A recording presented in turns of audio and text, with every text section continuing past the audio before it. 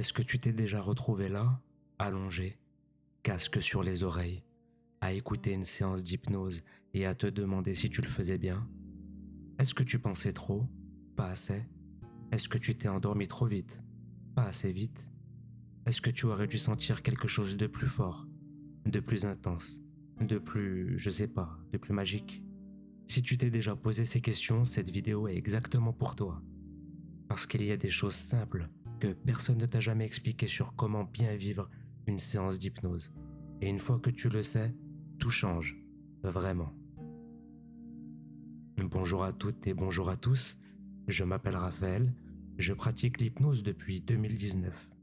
Et sur Voyage Hypnotique, je propose chaque semaine une nouvelle séance d'hypnose guidée, gratuite, pour dormir mieux, lâcher prise, retrouver confiance, apaiser la douleur ou simplement souffler dans une vie qui va beaucoup trop vite. Et au fil des séances, j'ai réalisé quelque chose. La plupart des gens qui n'obtiennent pas les résultats qu'ils espèrent ne font pas quelque chose de mal. Ils font juste quelques petites choses d'une façon qui les empêche d'aller aussi loin qu'ils pourraient. Alors aujourd'hui, je vais tout te dire. Pas de jargon, pas de théorie compliquée. Juste des conseils concrets. Alors le premier point, et c'est souvent le plus négligé, l'environnement dans lequel tu écoutes. L'hypnose fonctionne en mettant ton cerveau dans un état particulier, un état entre l'éveil et le sommeil. Et pour atteindre cet état profondément, ton cerveau a besoin de se sentir en sécurité, sans surveillance, sans obligation de rester alerte. Et le moindre bruit inattendu, la moindre interruption peut tout casser d'un coup. Alors voilà ce que je te recommande. Choisis un endroit où tu ne seras pas dérangé, ferme la porte de ta chambre. Dis aux personnes avec qui tu vis que tu as besoin d'une heure pour toi, juste une heure, et mets ton téléphone en mode avion ou en mode silencieux. Pas juste sonnerie coupée, mode avion, parce qu'une vibration suffit à te sortir d'un état profond. Autre chose, la lumière aussi compte. Alors pas besoin de noir total, mais une lumière tamisée aide vraiment. Si tu écoutes le soir par exemple, éteins les lumières vives.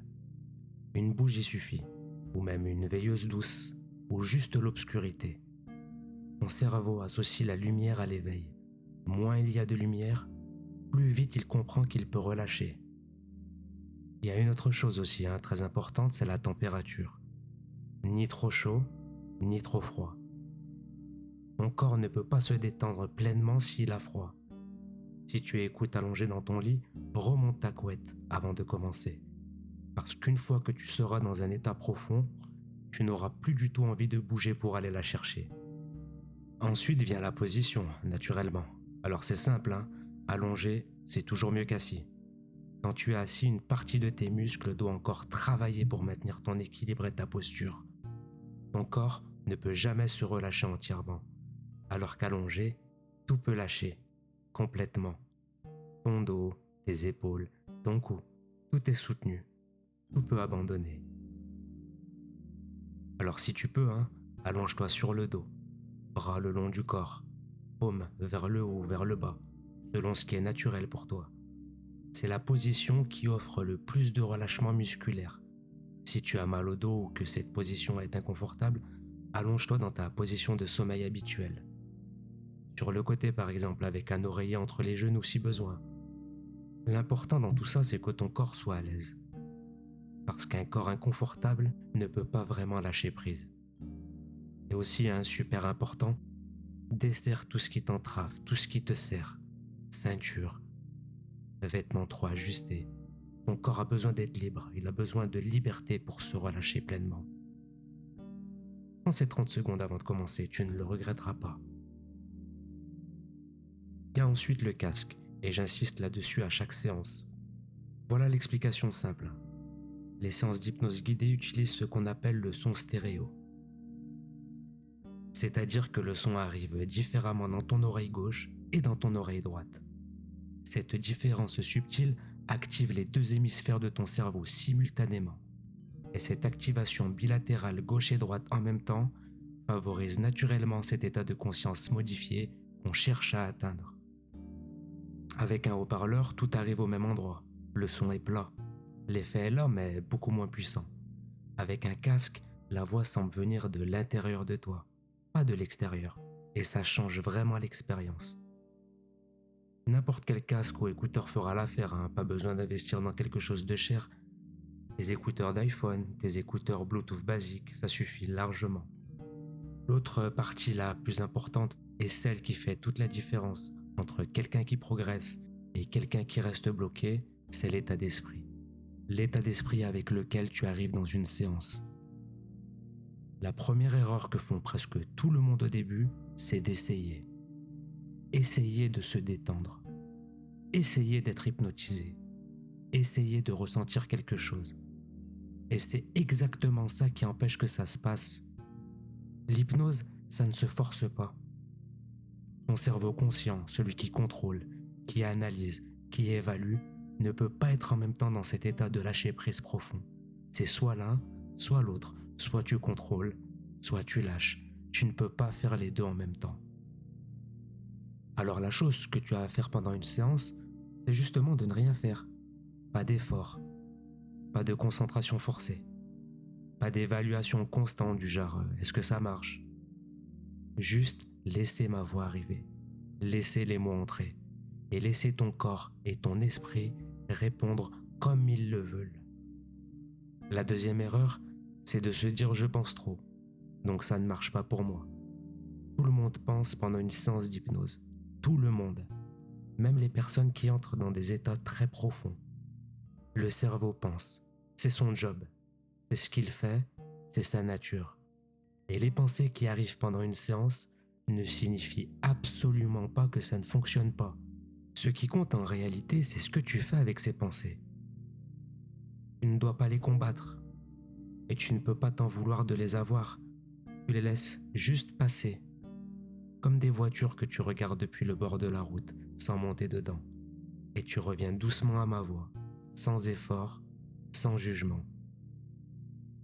Plus tu pratiques, plus ça devient naturel.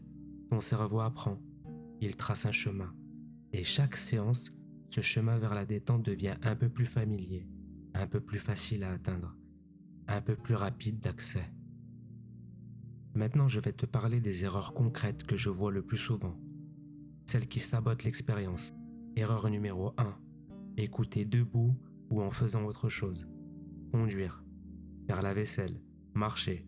Je sais que certains pensent que ça peut marcher en fond sonore pendant une activité. Et là, la réponse elle est catégorique, non, ça ne marche pas. Une séance d'hypnose demande ton attention. Pas une attention forcée et concentrée, mais une disponibilité. Ton corps doit pouvoir se relâcher. Et ça ne peut pas se faire si tu es en mouvement ou en train de faire quelque chose d'autre. Et je le rappelle à chaque séance, ne conduis jamais en écoutant de l'hypnose. C'est une sécurité absolue et non négociable. Erreur numéro 2, s'endormir trop tôt.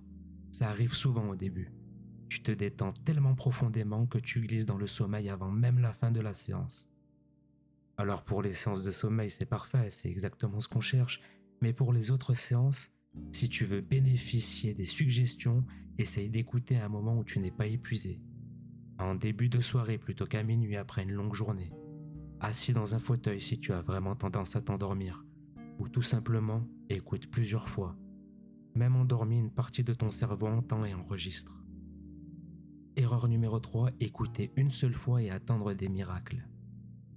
Alors l'hypnose, ce n'est pas de la magie. C'est un entraînement, comme le sport ou la méditation. La première séance plante une graine. La deuxième l'arrose. La troisième la fait pousser.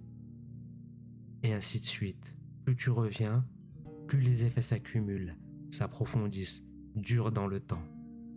Réécoute la même séance plusieurs fois avant de passer à la suivante. Ton cerveau a besoin de répétition pour créer de nouveaux chemins et de nouvelles connexions. Erreur numéro 4, c'est comparer son expérience avec celle des autres. Chaque expérience est valide. Chaque cerveau est différent. Une heure de détente, même sans vision, même sans sensation spectaculaire, a des effets réels sur ton système nerveux, sur ton niveau de cortisol et sur ta qualité de sommeil. Ne sous-estime jamais une expérience parce qu'elle n'était pas spectaculaire. Voilà, tu sais maintenant tout ce qu'il faut savoir pour tirer le maximum de chaque séance. C'est pas bien compliqué, Un endroit calme, une bonne position, un casque si tu le peux. Et surtout, lâche l'idée de bien faire. Il n'y a pas de bien faire. Il y a juste ton expérience, unique, valide, la tienne.